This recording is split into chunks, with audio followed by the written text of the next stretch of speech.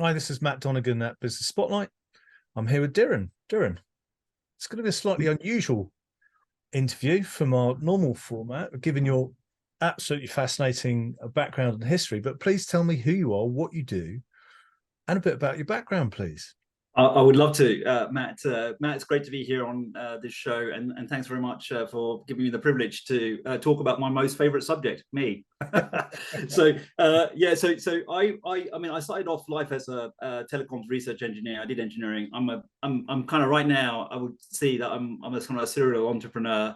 I was in strategy consulting for a decade, 10 years in corporate, and I'm actually on my eighth startup. I would say I failed more times than I've succeeded.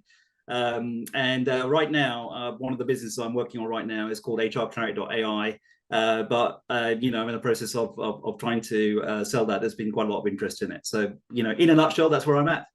Right. So do you develop just tech products, but given your background with HR Clarity AI, or is it a more broad church in terms of? No. So there has been quite a lot of tech. I actually have a UK and a US patent on a charcoal oven that cooks fresh chicken in under 6 minutes. So although I am trying to, it does that. So that's kind of like obviously in some ways not quite low tech, but I am thinking about actually having it IoT enabled. So you use an app, and then you basically say, I'm going to do this, and then it will basically regulate the temperature and everything for you. It's designed to make cooking over charcoal idiot-proof, Right. but it's kind of like a future thing in there. So, it's quite complicated because you've got to take temperature readings, this thing and that thing, etc., etc., etc. I mean, I won't bore you with the details, but Okay. but if somebody's interested, they can look at my LinkedIn profile and they can see the patent. And they can actually, because I've got the patent now, you can see the patent if you want to, if you're really kind of into that Okay. kind of stuff. Well, what we'll do actually for any viewers is we'll put your LinkedIn profile in the video description so that Oh, fantastic. they easily see that. Now we've I'd love to spoken. connect. I love connecting. So, it's great that we connected. So yeah, Yeah. I accept all connections. Okay. All right. Yeah, I'm not fussy. So we've we've spoken a bit before, and you have an absolutely fascinating background. Absolutely fascinating. So rather than stay with the usual format for Business Spotlight, what I'd like to do is, because you're of your breadth of experience, is if you can give us some tips about being a serial entrepreneur, because it's not all easy, clearly. There are some challenges on the way, and for anybody there who's just started their business, or they're going through pains in their business, or they're dealing with the challenges, I'd love to hear your thoughts. Sure. Okay. Look. So this is what I've learned from all my failures. Okay. The first thing is that obviously when I started off, I thought, oh well, I need to learn. I need to learn. So I got all these books. Back in the day, it was a passion for excellence and a search for excellence, and it was good to great. And then there's all this other stuff, and reading Harvard Business Review articles about this, and learning about how I made it and all the rest of it. And one of the things I'm going to tell you is that, and also, I have an MBA from INSEAD, and they'll teach you all this kind of stuff. Is that you've got to realize the first thing that you need to know is that when you read these books, is that people are telling you how they made it, and effectively they're creating a narrative that's probably not true. The victors always rewrite history, and so there is a lot of history rewriting that's going on. So they'll tell you how amazingly clever they were, that they figured out exactly what was going to happen to the entire world economy, and how competitors were going to react, and how customers were going to react, and they knew exactly what the weather was going to be, for the next 10 months, and they knew exactly how the economy would run. And then they basically, based on that, they made this decision, and they made a lot of money. Obviously, total tosh, right? So at any point in time is that it's very difficult to know. And sometimes it will say, it's good to build consensus. And sometimes they'll say, you just got to go against the consensus with what's good for you. So at any point in time, they'll say is that stick with what you've got. No, it's best to pivot. Now, when is it? And the point is that you have to make a guess. And it's a guess, right? Now, of course, you're going to make the guess based on what your intuition and stuff like that is. And sometimes the guess will be right, and sometimes the guess will be wrong. And I don't get too caught out on it, but make a decision. Sometimes you might make a decision not to make a decision, but that's a decision. But it's really important to make a decision and not get too caught up in, let's analyze this a little bit more. Yes, it's best to analyze a little bit, but so you've got to make a decision. The only thing that I would advise you to do is, so that's one thing. The second thing is that if you made a mistake before, please, we all make mistakes, but you're an absolute idiot if you make the same mistake again. All right. So, we talked about this, Matt, didn't we? It's about failing fast forward, failing fast quickly. Yeah. And you've got to fail fast quickly. So you've got to make a decision. Yeah. When it fails, and you'll have more failures and successes if you're a normal person. Okay. Is that learn from the failures so you don't make the same mistake again. Right. So that's the most important thing. But it's okay. And don't beat yourself up too much when you fail. Yeah.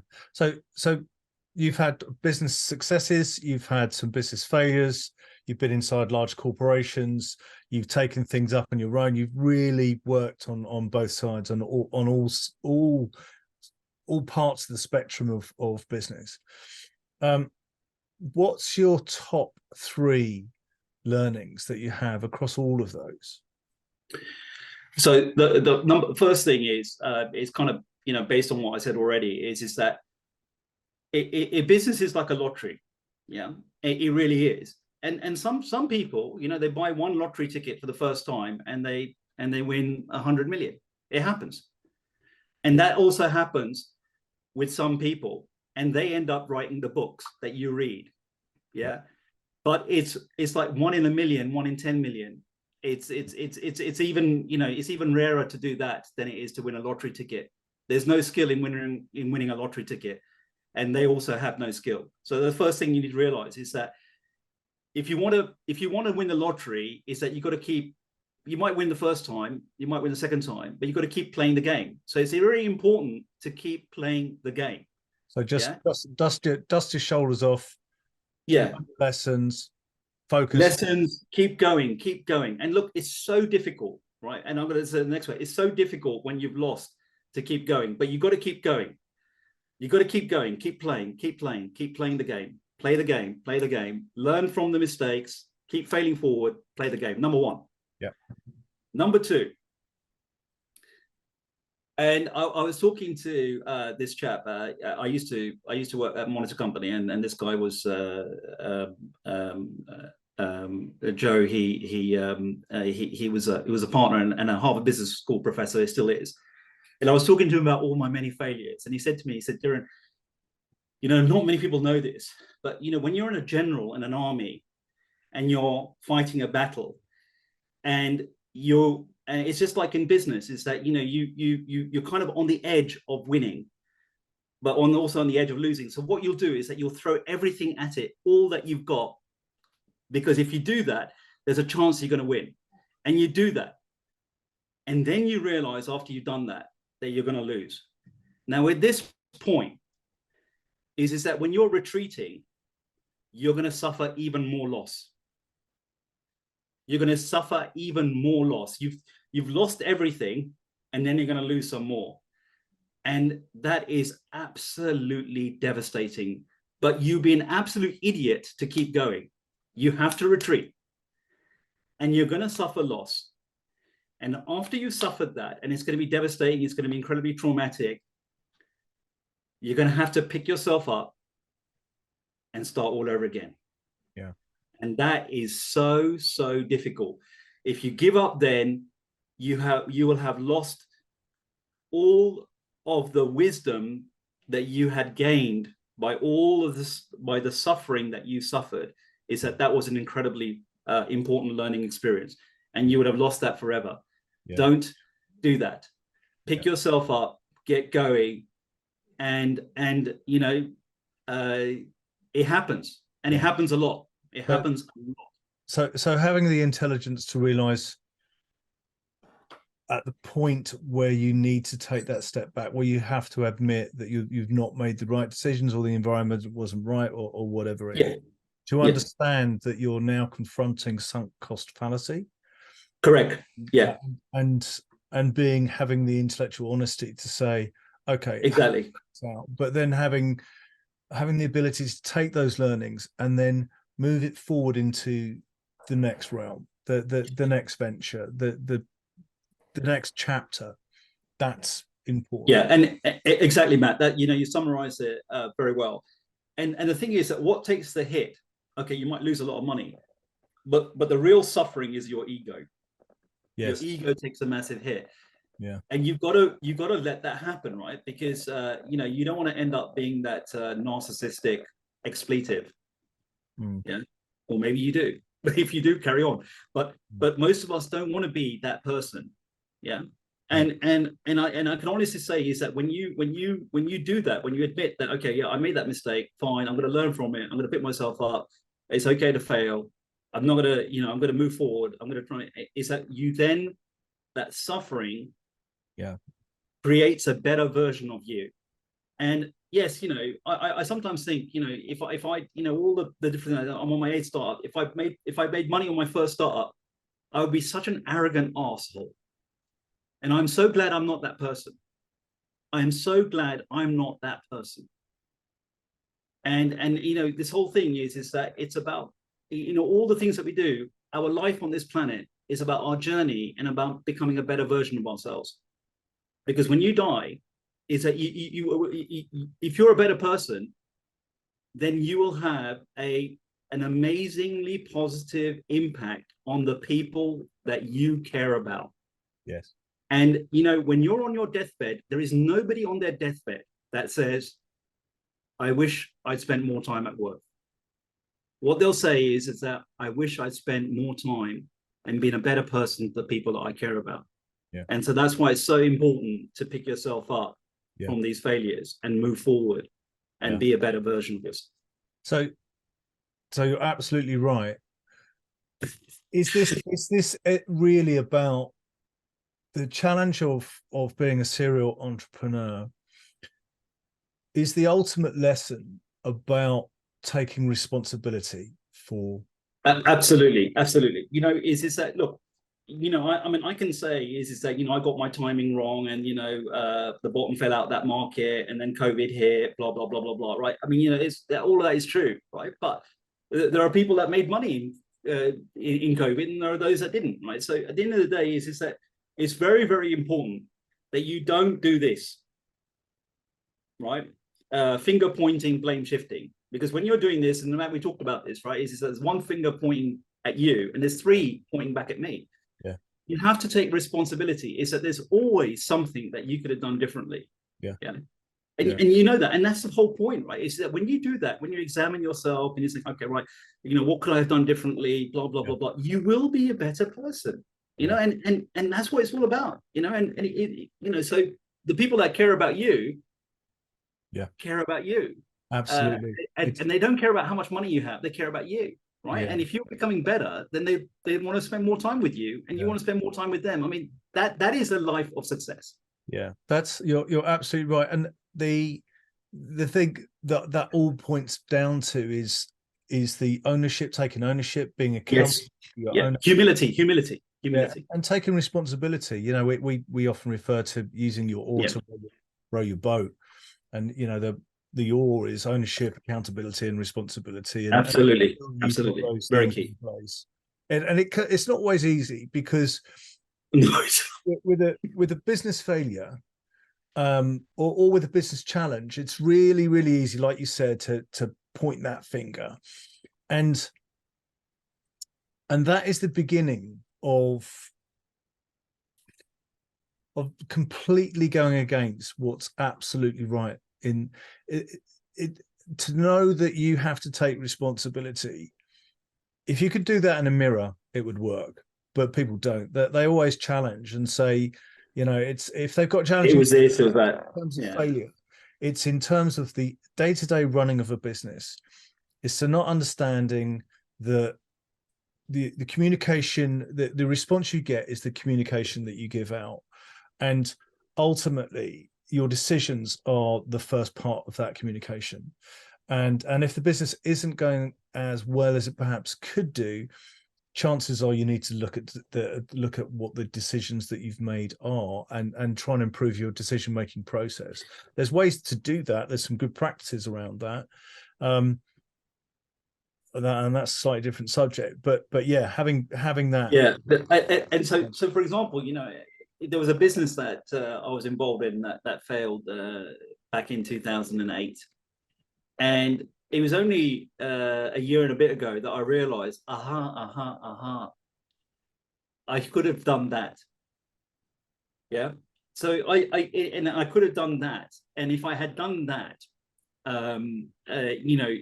we wouldn't have necessarily gone ahead, and we wouldn't have incurred so much loss of $13 million that 300 investors had put in a business. That all that money went, wow. All that money went, right? And I realized that if I had done that, then perhaps we wouldn't have, we would have lost a little bit of money, maybe $500,000, but not 13, and we would have stopped at that point, or we would have had a better chance of success. So, it's very important, and I constantly think about what was there something else? Was there something else? Was there something else? Because obviously what I want to do is that on my next attempt, I don't do that. I don't want to do that, right? And so it's really important that you're always thinking about it's really important that as an entrepreneur you're inventing and creating a business. Yeah. But as an entrepreneur, the most important part is to reinvent yourself. Yeah. Create a better version of yourself. Yeah. Create a better prototype, right? And you have to see yourself, see life as a prototyping, launching it, yes. Adapting it, moving on, and prototyping and launching it. And the reality is that like 100 years ago or 200 years ago is that things didn't change very much in a lifetime. But we don't live in that. So I don't know whether you realize this, is that 90% of all of the knowledge that has ever been in the world has been created in the last 10 months. 10 months. Wow. 10 months. Yeah. Is that the rate of knowledge doubling happens every 10 months. Wow. Yeah. Wow. That's how much knowledge is being generated, and something like 18% of the people that have ever lived on the planet ever since Homo sapiens are alive today. Yes. Yeah. So the rate of innovation is just massive. Yeah. There was like 2,000 years between, 3,000 years between the plow and the printing press. Then between the printing press and the Industrial Revolution, 300 years. And the transistors first came out 50 years ago. Yeah. Generative predictive transforms, ChatGPT, is the paper was released 6 years ago. It's only been out 3 years. Deep learning is only 10 years old.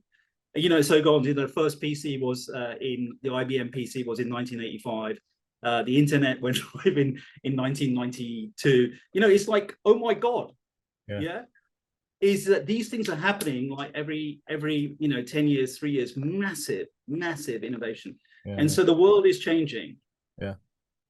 And as an entrepreneur, you have to continue to reinvent yourself, right? So it sounds like you kind of go for the Mark Zuckerberg philosophy of move fast and break things. That was the company ethos at the beginning of Facebook, obviously. It sounds like you kind of aligned with that a little bit. Well, yeah, but obviously without Zuckerberg's billions, obviously. No, absolutely. Yeah, I mean there was good. There was some good strategy, and not that I'm in a way jealous or feel bitter about it. No. Absolutely. So look, it's been very entertaining and fascinating speaking to you. Thank you, Matt. Thank you. It's been great.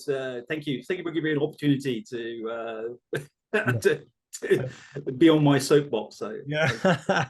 And listen, I'll definitely be coming to hear you again on your soapbox. It's been hugely cool. entertaining. I've very, very much enjoyed it. And let's do this again. So thank you very much. Thank you, Matt. Thank you. Over Let's and get out. in contact, Darren. Thank you. Cheers. Bye bye. Bye. Bye. Bye bye.